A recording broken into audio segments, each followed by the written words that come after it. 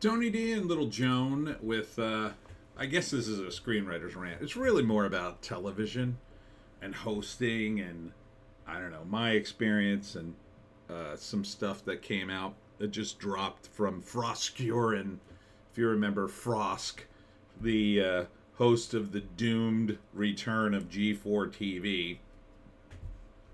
I know, everybody's talking about it today, so I gotta weigh in with my 2 cents. Smash like and subscribe. Thank you for smash liking and subscribing. I am saying smash liking. Someone pointed that out. I like smash liking. As always, check out the Pineys at thepineys.com and Amazon. So, Frosk is based out of LA, I believe. She says on her bio here she's under United Talent Agency, which is a pretty big agency. It's like where real talent goes, real people go to have an agent and get work. So these are the tweets they're talking about today. Frost tweets, "I've been angry for a long time with my peers for not using their power and voice to stand up for others in the industry." She's talking about the gaming industry, I think. "Had to come to some hard terms that people who I'd known for years who thought were good friends just weren't. Devastated me for a long time. Anyway, I'm leaving the industry. Found new work elsewhere. Be moseying on down the road, I guess." Continuing, "This industry is really messed up, and what happened to me and plenty of others wasn't fair. It could have been avoided had we all stood up together, but you let me down. But I get why. Cheers and good luck." Wow, what an exit! I'd say.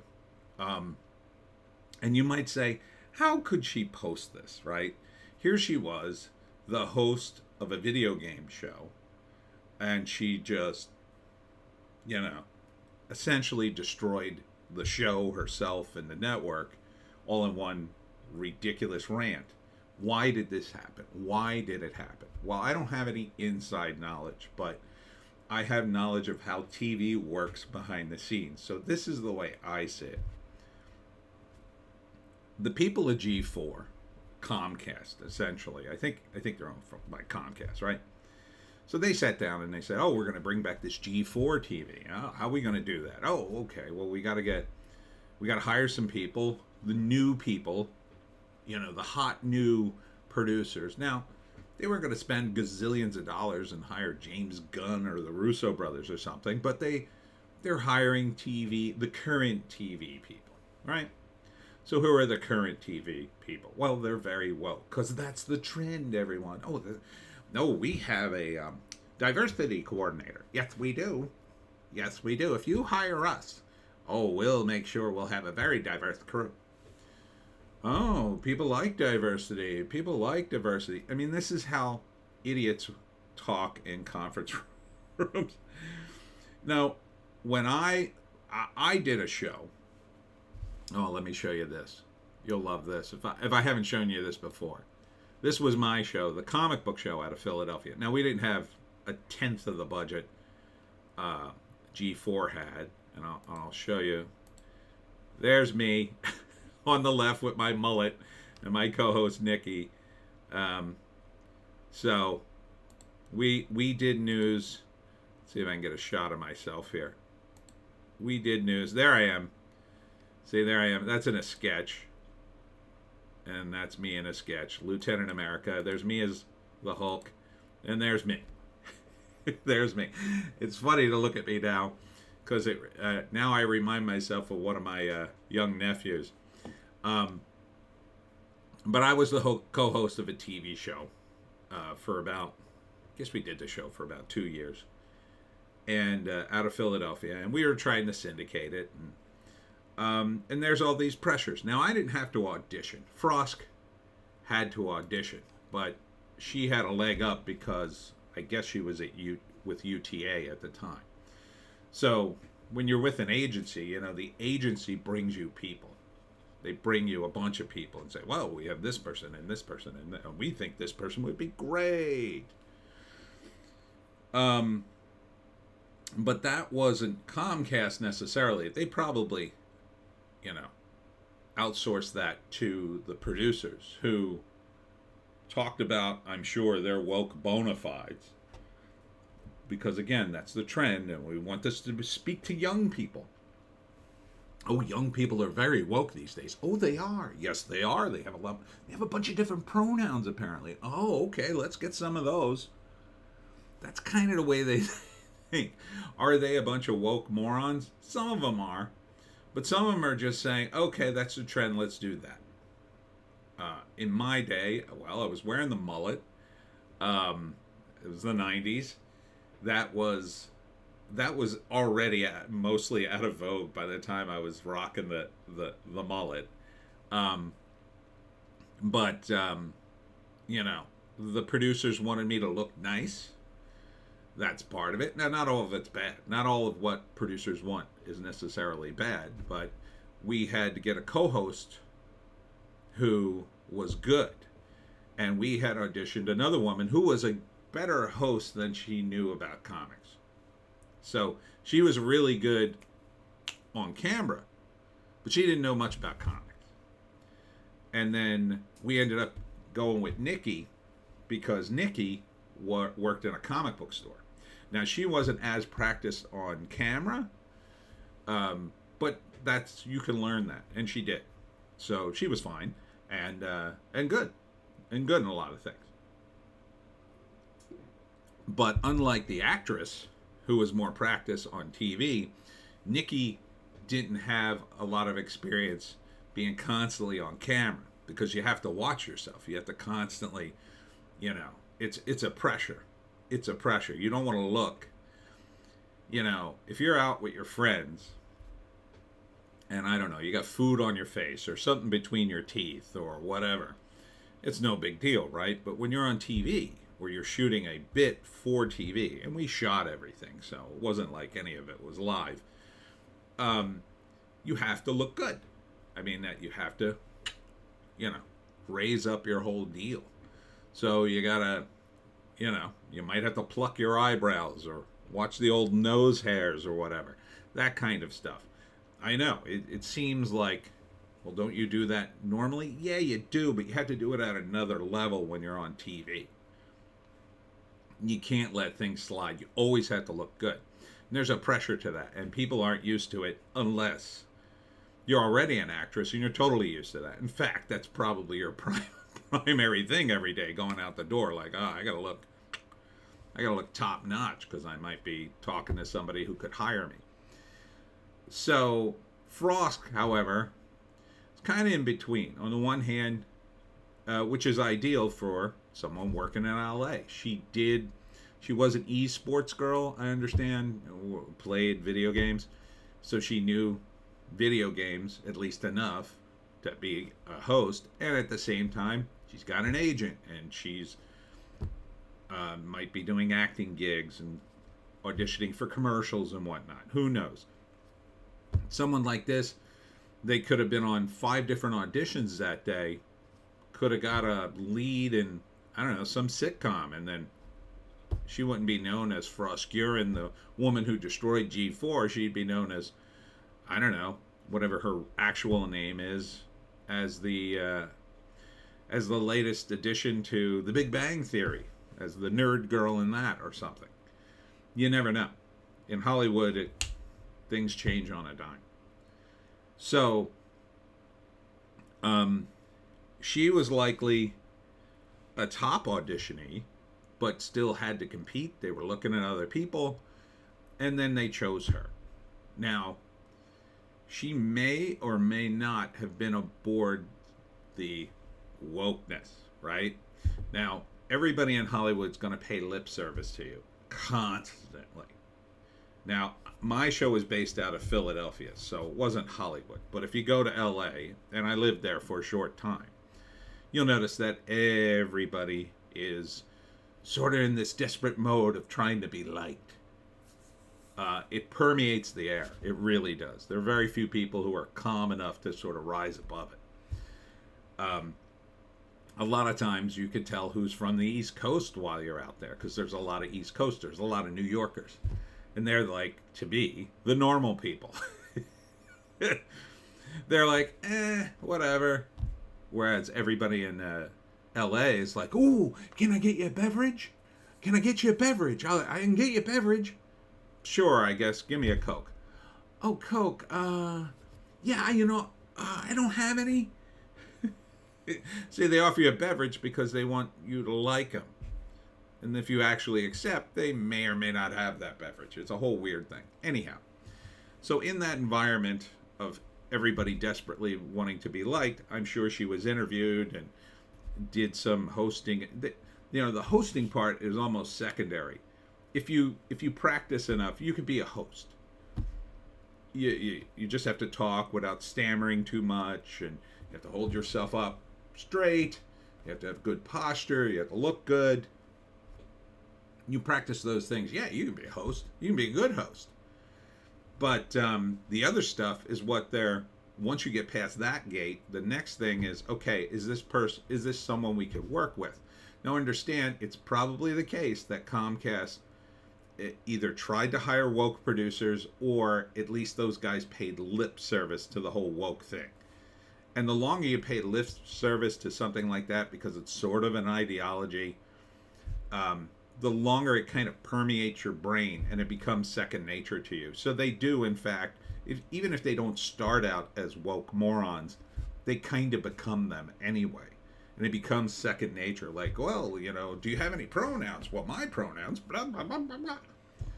So imagine her sitting in this audition. Now, she wants the job. And she's under certain pressures. Her pressures would be, besides like paying her rent or whatever, she's trying to get the gig.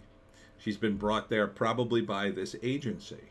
And if you don't perform at an agency, at some point they're going to say, well, you haven't gotten any work. You audition, nobody wants to hire you.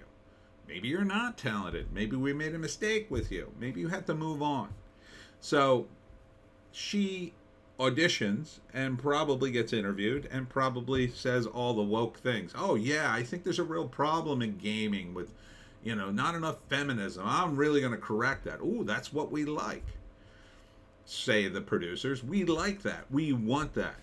In fact, she may have come in with a completely different attitude, and the moment she started talking to these guys, realized, oh, crap, we're going to have to go down the feminist route. Now, it was her choice to do that. But, again, she's under these pressures. Now, maybe initially they liked her so much they hired her and didn't really get drilled down too deep. But once they hired her and she started to go to writers' meetings, I guarantee you that was the topic of discussion. Okay, what's your persona going to be? How are you going to present yourself on TV? That would have been a big issue. And they decided on this look. This terrible look. She's quoting here. I can't even say this tweet.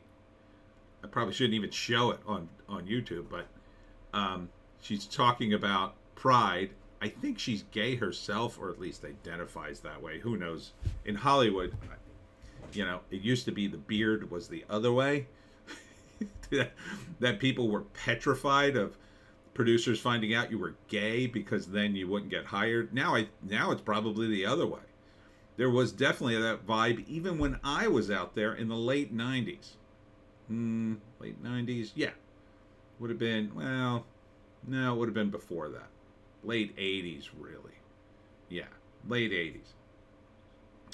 There was this idea that there was this group they nicknamed the Velvet Mafia, and these were the gay guys coming up in the executive ranks in the studios. And if you were gay and you got in with them, sky was the limit. But you had to be gay. So, there was a vibe like, yeah, if you're gay, oh, they want to talk to you. You know, you're a gay screenwriter or a gay actor or gay this or gay that. Yeah. So that was a trend too, and this was 20 years ago. Yeah. So now it's kind of that way again. It's kind of like, well, we're looking for diversity, and she's playing up on that, and that's part of her personality too. And the line between her actual personality and her stage personality, who knows where it is. It could be that, yes, she's exactly the way she acted on that show. It's likely she's at least close or in that direction. I mean, I'd be shocked if it turned out, it was a complete put on. That would mean she's a really good actress, but she's probably at least a little like that, because I don't think she has a classical acting background, because I think she did come out of games. So part of this entire hosting disaster isn't even on Frosk. It's on the producers. It could be very well that Frosk could see the train a coming and wanted to step off the tracks, and the producers said, "Oh, no, double down. No, trust us. This is gonna work." And her agents probably said the same thing. "Oh no, this is hot. Diversity is hot, Frosk. You're hot because you are diverse. I think she's gay. Is she gay? I think she is. We want to play that up. Oh yeah, this is what people love. This is the kind of thing they push and push. Like for me on my show, the pressure was, oh, we got to do a segment called Hot Top Comics. That's what you got to do, things like hot, because we were supposed to be like the Entertainment Tonight of comic books. And I didn't want to do that because I didn't like the hot comics thing, but I got pressured into doing it for like 1 or 2 episodes. And Harlan Ellison, who I interviewed a few weeks later, saw the episode where we did, today's hot comics. And I think we only did it on 1 or 2 episodes. And, oh man, that set him off. He yelled at me while I was waiting in line to interview him. And, he chastised me, and then partly because of that, and partly because I just didn't want to do it, I thought the whole segment just made us it looked too phony. I wanted it to be more genuine. I was even against, like, wearing a suit jacket, but they kind of pushed that on me, and I said, well, as long as I can wear a t-shirt underneath with, like, Superman on it or something. So there are these pressures. So it could have been that Frosk was very much against this persona to some degree. She could have said, no, I don't want to alienate people, or I don't want to come down too hard. And meanwhile, they could be, the producers during the meeting, like, no. This is what's hot now. This is what people want you to do. You've got all these girls who want to do an esports, and you represent them. You represent the gay women or whoever they consider. I mean, they're obsessed with representation now. That's their thing. In my show, it was, you got to do hot comics. That's gonna draw people in. You say hot this, hot that, top 10. In this era, it's about, diversity. Maybe we should give you, what kind of pronouns do you have? Can we talk about pronouns? Can we put them up on the screen somehow? I guarantee you that was a discussion in those meetings, because they're constantly looking for that angle because they want the show to be successful. But that chasing of trends is the worst thing you can do, because all you're doing is copying what's popular. It's like being a kid in high school, and seeing the popular girls or guys and then saying, well, I'll dress like that because that's popular. And then you come in the next day and you get laughed at because you're wearing the same clothes as somebody else did the day before, or it becomes painfully obvious you're aping the cool kid, and you're not nearly as good as it. and it's not you. It's not you. Is this Frosk? It could be. I think it's probably partly a construction and partly her. Um, so this is why now people are really down on her. Watch as a heels versus babyface. Man, he just rips her. Um, and it could be, yeah, it could be that the producers didn't want to go down this path. I doubt it, but I blame the producers more because they're ultimately the captains of the ship. They're in charge of the show. They approve things. So ultimately, it's their responsibility. It's kind of not really Froska's responsibility. She's just a hired hand. They just hired her to do a job, and the job was possibly to read this ridiculous rant and put feeling into it and go peace at the end. And they thought, oh yeah, that's cool. The kids are really going to like this. Meanwhile, Frost could have gotten off camera and go, oh my God, what have I done? God, that was so cringe and awful. Maybe she's tuned in enough that she would have known that. It's kind of doubtful. I think maybe they're all at fault. Because you sit in these conference rooms and you talk big talks, and it, how people can get excited about something. You're all in a room and you're excited about something, and then you all leave that room and you get out into the real world, and for whatever reason, the rest of the world's not excited about it because they weren't in that meeting. And maybe your idea is very, very stupid. Television and movies and this kind of stuff. No, as William Goldman famously once said, nobody knows what anything. They really don't. They do stuff, and then by magic, one thing becomes popular, and then they go, we're geniuses.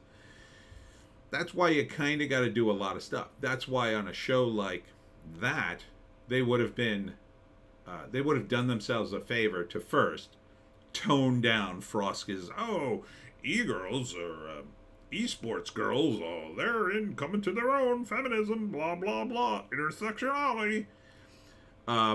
The entire cast went down that path. They're, Adam Sessler, I'm going to clap like a seal. They all went down that path. However, if they had Frosk, maybe tone her down a bit, and then they had, I don't know, another guy on the show, a different person, I'll say, on the show, who said, I don't agree with that. I think you're making too big a deal about it. A guy like me, I would have been too old, but someone like me would have went, settle down, Frosk, maybe make fun of her, and it was more good-natured rather than like one or the other, then you would have had a situation in which people would have went, well, I don't agree with Frosk. I agree with this other guy. And because you did that, you could probably see in the ratings who would be the winner, right? You would probably have a lot of comments saying, Frosk, who cares about her? And maybe a handful of people defend her. And then the other guy, whoever it would be, say, I like that guy. He speaks to me. And then as producers, you could say, okay, so maybe we got to modify this, adjust this a little more. Or maybe the argument back and forth would have been a hit. Maybe it would have been relatively even, and you could have said, well, that's the dynamic. We're gonna go with this sort of crossfire attitude on G4, and it's going to be controversial, and you're going to have two sides, because that way more people would have felt represented on the show. In my case, on my show, Nikki and I didn't take such radical extreme measures. We were both just enthusiastic about the medium. So rather than get into issues, our only issues were, hey, let's talk about these comics. Hey, let's interview this guy. He makes a bunch of comics. So that's another tact. They could have said to Frost, listen, we're not going to get political here. We want you to talk about video games and stay off the topic of girls and guys and politics and all that kind of stuff. Because, yeah, they got a lot of attention, but it was all negative. Mostly, I think. So now you have this, I'm leaving the industry announcement. Why is she doing this? Well, I think partly because maybe she feels a little betrayed, right? So she listened, probably, to the producers who said, "Oh no, this diversity. Oh, this speech is they're gonna be talking about it, and that's what we want. We want people talking about social justice." And she went, "All right, yeah, let's do that." And everybody in the room was like, "Yeah, this is gonna be great. Oh, and I'm gonna clap." Adam Sessler was saying in the meeting, "I'm gonna clap hard. You watch. It's gonna be like, yeah, it's about time. Yeah, okay." And you get enough people in that room going, "Yeah, this is gonna be great." You start to think, well, maybe it will be great. So, like, if I was in that meeting and I was the one lone voice going, well, I think this is a little too aggressive. I think you're going to alienate some fans. And everybody else was going, no, what are you talking about? All right, well, maybe we'll try it your way. But, geez, I'm just trying to provide some other perspective here. You don't have to jump down my throat. So she does this. And when she says something like, well, I'm angry for a long time with my peers for not using their power and voice to stand up for others in the industry. First off, I think she's only talking about herself. And when she say use their power and voice to stand up, I think that she's basically saying, well, no one helped me. No one took the slings and arrows, because that's one of the advantages of being a producer.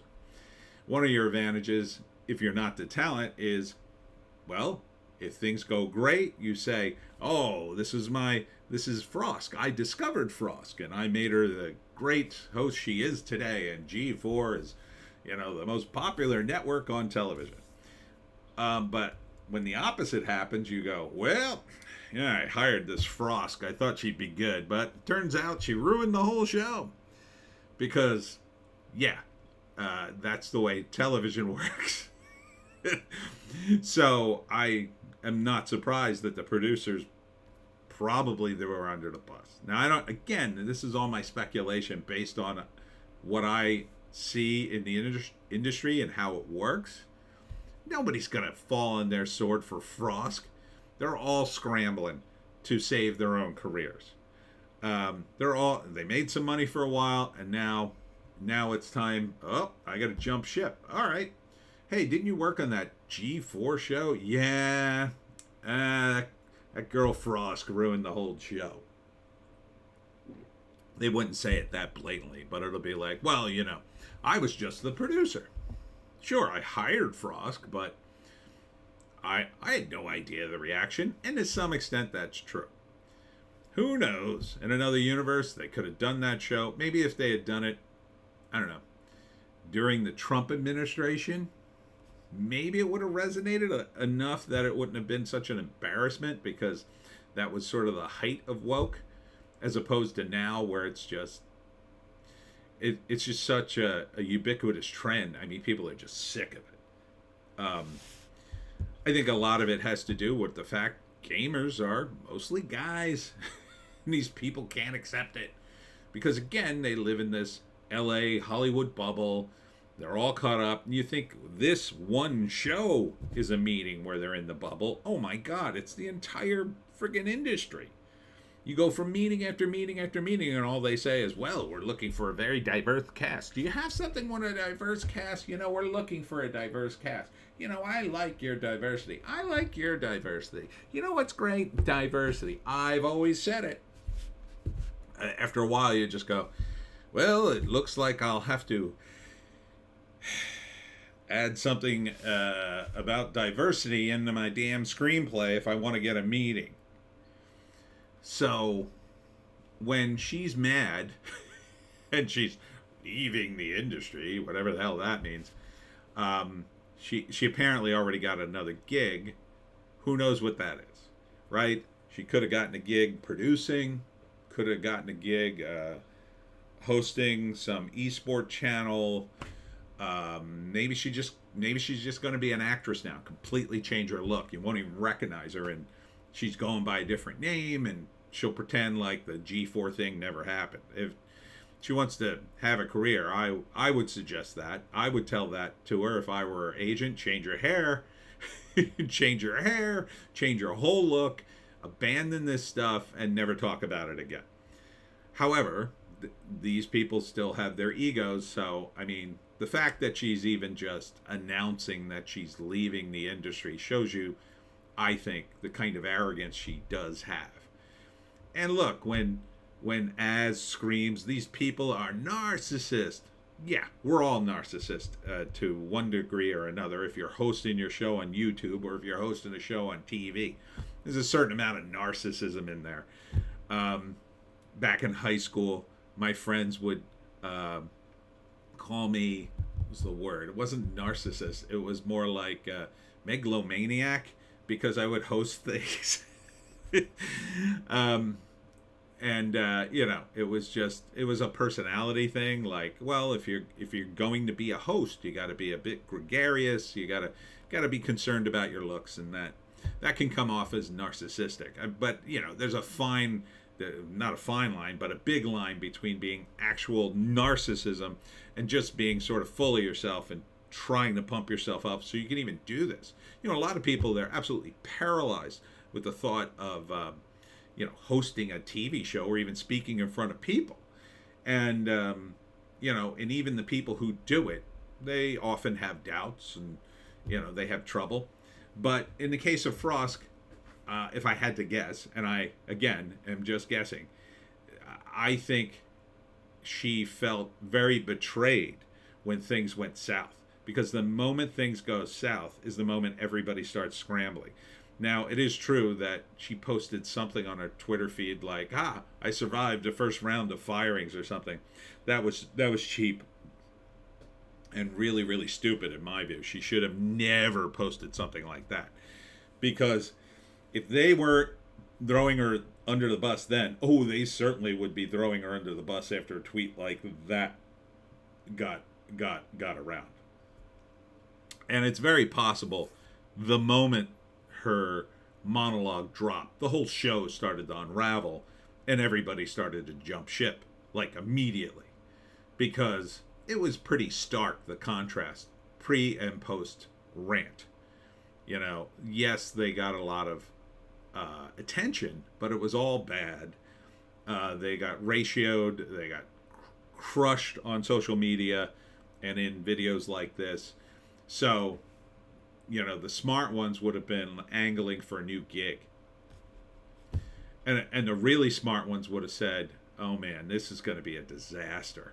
I got to start looking for a new gig. And whether you're on crew, doing makeup, it's just a job for you. And the problem is, of course, for someone who's talent, it's not just a job. Your face is out there. It's your entire career. And yes, there are advantages.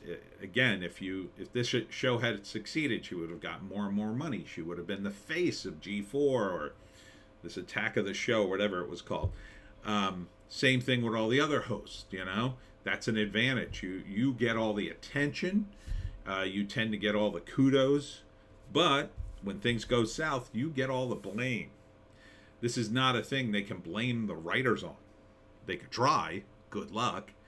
Nobody knows who those guys are for the most part. You could try to blame the producers, and I think you should. It's mostly on them. They could have stopped her too. The producers could have been based and said, we gave a bunch of lip service to diversity, but we're not actually going to do it. We're going to do a video game show, or we're going to do a little segment here and there, but it's going to be very neutered, and it's just to pay the piper so we can keep this show going until we get the ratings. And then once the ratings are in, we won't care about diversity, and Comcast won't either. Unless, of course, we get complaints, and then that's a whole other thing. But, yeah, I mean, the way I see it, it was a bunch of people sitting around a conference room pumping themselves up about how genius they are, that they were going to attack, sexism in gaming. Oh, yeah, they're going to defeat sexism in gaming. This is why social justice just doesn't have a place in these shows, especially a show about gaming. It was a stupid idea. They had absolutely no chance of changing anything. They need to have a show. They need to have a show that people watch. That's their primary concern. Once you have a show that people watch, maybe you could influence things left or right. I mean, but ultimately, even if you do have a hit show, it's just a show. People don't obey it. It's not their government. People don't obey their governments. I mean, come on. So when things went south and everybody was like, oh boy, this isn't going well, Frosk is like, what do you mean it's not going well? You told me this is what people wanted. You made me go out there and say all this. I did it the way you told me to do it. And now you're just acting like it's my fault. Now you're all sending out your resumes and looking for the door. Why are you blaming me? It's not my fault. Everything I said, as far as she probably thought, was true. And maybe you could argue some of it is, but not in the way I think they mean it. Is there sexism in gaming? Sure, there's sexism everywhere. I don't think there's any more in gaming than there is in anything else. And I don't think you're ever going to have zero sexism. I don't even think zero sexism would be healthy. The sexes are different. They go at each other, right? Women will sit around and talk about men. You're a bunch of slobs. You're a bunch of morons. You don't do what we say. You leave clothes on the floor and blah, blah, blah. Guys will sit around and talk about women. And we have our complaints. Blah, blah, blah. And we usually get through them in 5 minutes. Dun-dun-dun. So you either have a sense of humor or you don't. And the problem with wokeness, of course, it destroys comedy. If they had done this in a light way, maybe they could have gotten away with it, or at least lasted longer than they did. So, yeah, there's a reason why Frosk is probably kind of bitter here. Because she probably got abandoned the moment the show went south. And then she was scrambling for the door, and that's a lot more embarrassing, right? I mean, I can't tell you, after hosting a TV show in Philadelphia, how weird and awkward it was to try to go back to get a job. Right? Because the last thing you want to do, having been on TV, if you're working at a store somewhere, is get recognized by one of your fans. Because then you're like, because here's the conversation that would always happen. Hey, aren't you that guy who used to host a TV show? Yeah, I did. Oh, wow, that's great. I love that show. Why are you here? Why are you doing this? Wait a minute. Because they think you're a millionaire because you hosted the show. Frosk isn't a millionaire either. She probably got paid way more than I did, but and she's at UTA, so she's probably going to survive. She'll get something. Even if it's on some no-name network, even if it's just doing commercials for the rest of her life. She'll probably be able to make some sort of living. But this definitely hurt her career, and I think she knows that. And part of the problem is Twitter, right? If Frosk hadn't tweeted, if Frosk didn't have a Twitter account, guess what? You wouldn't probably be mad at her. You probably would have said, oh, that weirdo on, she would have been clipped on Twitter, but, after a while, it would have faded away. She still keeps stepping in it by tweeting. She should stop. If I had any advice to give to Frosk, I'd say, Frosk, don't ever tweet about this again. Never. Just never. Pretend like it never happened. Anybody asks you about it, just ignore it. Change your look. Change your name, because this isn't a real name anyway. Change your name to your first name, whatever it is, Julie or whatever, and pretend like Froskirin was, that was just some character I played. And and then just lay low for a couple of years while you work on your career, and then in 2 or 3 years, everybody will forget about this stuff. But now, thanks to the constant going back to social media and the battling and the confrontation, and to no small part, Adam Sessler, people are going to remember this for years. Probably a lot longer. It's probably going to be more like 5 years before they really forget. And that sucks for her. I don't know. She landed on her feet, so she'll be She'll be fine, I'm sure. But if you ever host a show, the key is just to be nice. Don't be confrontational.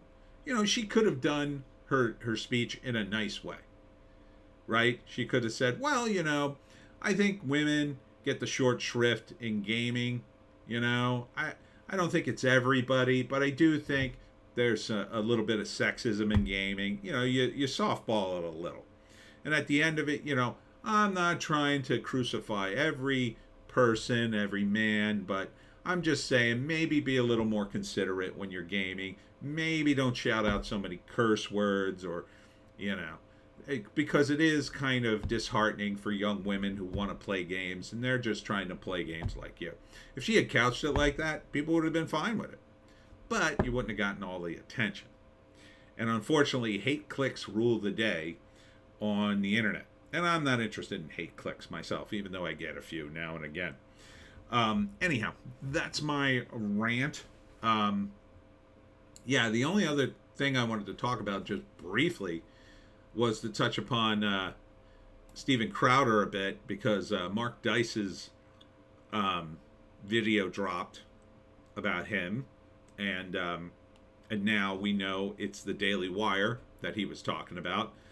And like me, Dice is using his he's got way more research than I do, but he's parsing the deal with Steven Crowder and the Daily Wire, and like me, he sees it in a more cynical way, that really it was more about money than anything else. But I think with Crowder too, Crowder is a guy who is way more genuine, and I think he does have a valid point about the big tech monopoly and how the Daily Wire's going about it. I think the Daily Wire, it sounds to me like they got the stamp of approval. They're okay Republicans when it comes to Google. They're neocons, I think. So they're kind of in with the establishment, at least enough that they got their money and they survive. So I think it's brave for Steven. I still say it's brave for Steven to point that out, even if it is partly about money. But watch the video for yourself at Mark Dice. Like me, he hosts his own show. He's got millions of followers. He doesn't really need anybody. It's just about how much money he wants to make. With Joe Rogan, he managed to move to Spotify and cut himself $100 million. The fact that Steven is even being offered he's being offered, by the way, $50 million by the Daily Wire, that tells you how much money he's making now. That's a lot of money. That if you're being offered $50 million, that means you can easily make that back in a year for the company. That you can easily make that, probably more, probably double. Yeah. If he's being offered $50 million, that means he can make $100 million at the Daily Wire with their extra money and exposure or whatever, because it's worth it to them.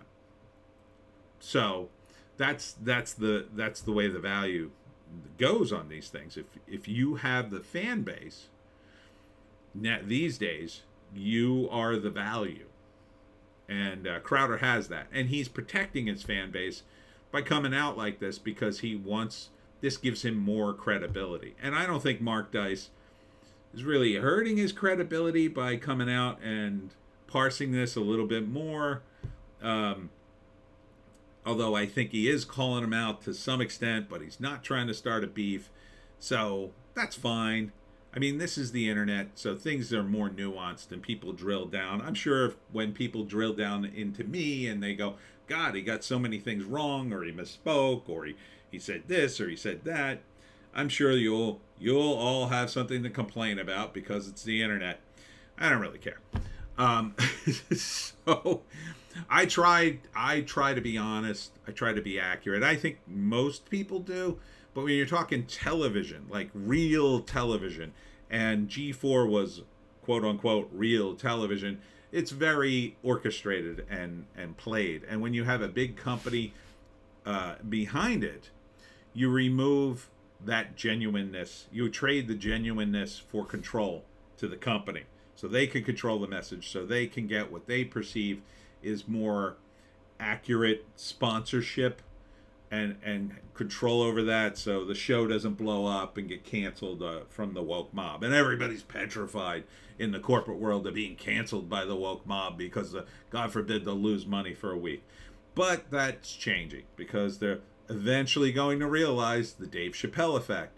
Oh, we'll get canceled by the mob, and then we'll make lots of money. And once they realize that, oh boy, then you're going to see the opposite orchestration. Instead of orchestrating a bunch of woke nonsense, they're going to say, oh, let's orchestrate a bunch of anti-woke stuff. So let's make sure so-and-so gets canceled, and then we'll rally the troops, and then we'll say, oh, the woke mob is coming after us, and then boom, we get money. Yeah, that's a coming. Anyhow, I'm going to wrap it here before I go on too long. I still like Steven Crowder. I still like Mark Dice. I don't like Frosk. And I, of course, love myself. And that's it for me, Tony D and Little Joan. Ooh, I got to vote myself up. Check us out at all our various links, Odysee, Bitchute, and Rumble. I will be at Wim's Brewery on Saturday at 2 p.m. doing a signing. Come on out to Acco, New Jersey, and have a beer. We'll see you in the next one.